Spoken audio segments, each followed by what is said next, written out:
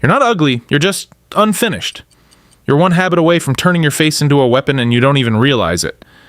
Napoleon Bonaparte was 5 feet 6 inches, round-faced, and by no means classically handsome, yet he walked into rooms and made emperors nervous because he had mastered something most men never figure out.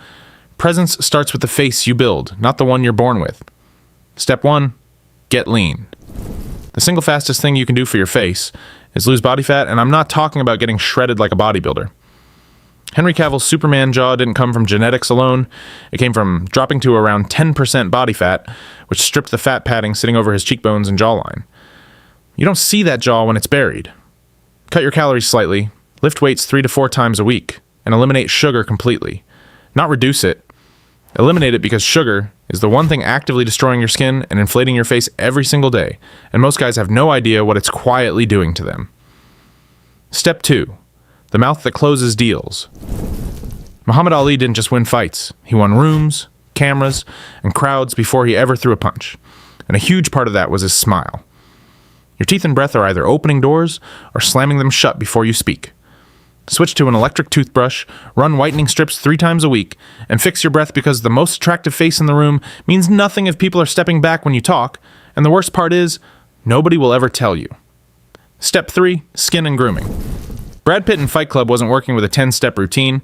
He was working with clean, consistent basics. Wash, moisturize, protect, cleanser in the morning, moisturizer after, sunscreen every single day, even indoors, because UV damage accumulates invisibly for years before it surfaces all at once. Then handle your grooming. Eyebrows cleaned up with a face razor, facial hair trimmed tight, and most importantly, your haircut. Hair is literally the frame around your face. Get that wrong and everything else suffers. Get it right. Here's the truth nobody tells you. Cristiano Ronaldo, David Beckham, or even Marlon Brando all looked average before the transformation. Their bone structure didn't change. What they did with it changed. And what comes next? It's the part most guys skip, and it changes everything. Step 4. Sleep position. Stop sleeping face down.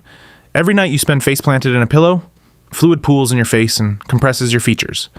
That puffy, swollen morning look isn't just tiredness.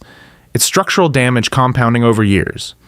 Sleep on your back, head slightly elevated, and within 2 weeks, you'll wake up looking noticeably sharper before you've even done anything else. Step 5. Posture and mewing.